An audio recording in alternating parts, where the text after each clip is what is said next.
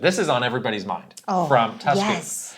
While Nintendo's recent trend of keeping the studios developing their published games close to the chest is likely out of keeping a smokescreen for behind-the-scenes aspects, for example, everything needs to be seen as just a Nintendo game across the board, there are other potential side effects.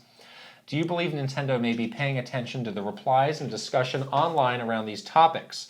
Or is it simply too niche and core into their fan base to matter? For instance, the replies to this tweet suggesting Ilka may be behind Mario and Luigi paints a very grim picture of audience reactions, with many lowering their expectations or backpedaling on plans to pre-order.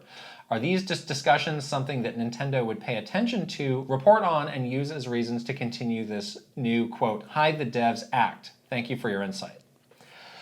Yeah, this has been a really hot discussion since the Direct, and now this has become a bit of a trend. Yes. You know, when it started with Princess Peach, and there were a couple other examples, it was like, okay, this is a one-off thing. You know, these are not like the highest of high-profile games. I don't know what to make of this. And of course, we did eventually find out who made these games because it's in the credits. Right. But now, I'm starting to wonder if this is now the status quo. I think it is. Unless it's, you know, Mr. Aonuma getting out EAD there. Group 1 or whatever, yeah. I feel like this is now the way they are approaching this. I think so too. I think in their minds, and it's actually been proven because of the community's reaction to it, is that by talking about the developer, it distracts you from the gameplay, which is what they want you to be focused on. They want you to look at the game and just think it's a Nintendo game. Look at this fun gameplay, I want to buy it. And I think they are worried that, you know, sort of splitting hairs on who's developing what and what else that studio has been responsible for will cause you to be distracted by it. I'm going to ask a question that is probably the Nintendo point of view. Yeah. A bit of a devil's advocate thing here. Why do you need to know? Why do you need to know right now? It'll eventually come out, so why do you need to know right now? That is exactly what they're We'll still show you the asking. game. Yeah. We'll still release trailers. You can still see it. We'll still let the media play it and tell you what they think of it. Yeah. It'll be reviewed. Why do you need to know? That's exactly their point of view. I think people want to know because they want to know the history of that development studio. But why do you need to know right now? You'll know eventually. Yeah. That's what they're saying. It feels like a continuation of many of the decisions that were made for us when we were at Nintendo that were not fun decisions, made our job harder, but again, to that Nintendo mindset of like, we don't really care what the reaction is, we're going to do what's best for us. Yeah, that's the mentality. And some of these included, you know, pulling back on things like developer interviews or developers being more visible. Right. Or doing it only their specific way. Right. Flipping on like acknowledging like, you know, stuff like fan art or cosplay, like that kind of thing. Like those were not popular decisions in the moment. They made our job harder. Yeah. But in the end, it didn't like ruin Nintendo. No.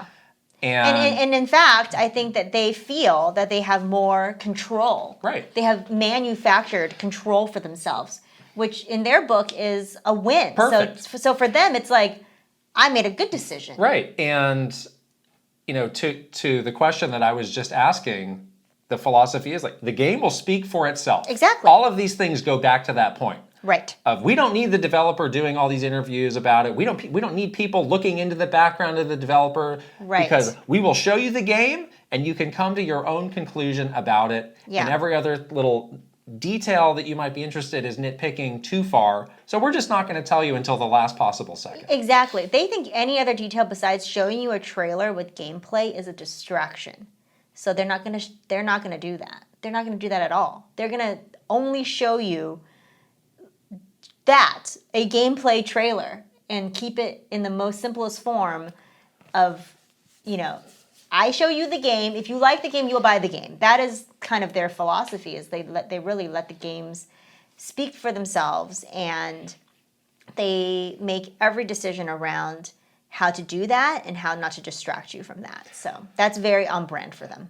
Yeah, and these sorts of decisions started to pop up more and more, you know, in the post Mr. Iwata era. Yes.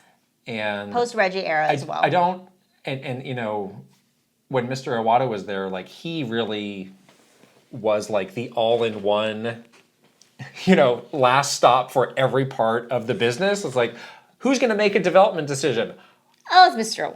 I can do it, or I'll help you make it, or if there's some Yeah. other business decision I can do. That's why he was a unicorn, is he could do all of this. He was amazing. And Yeah. nobody ever outwardly told us, but Mr. Takahashi, who is the guy that you see in the Nintendo Directs, he is now heading up all of development. He is in a position to say these sorts of things. And these sorts of decisions started to become more common when he took over That's right. that role. So I Yes. think he, if it is him, he just has a very different perspective on like what we need to do to get the word out about these games and talk about these games. Exactly. People have also made the good point of, wanting to protect developers from harassment and pointing out, hey, they canceled a Nintendo Live in Japan because there were these fears of like violence against developers or harassment against developers. That's like, very yeah, true.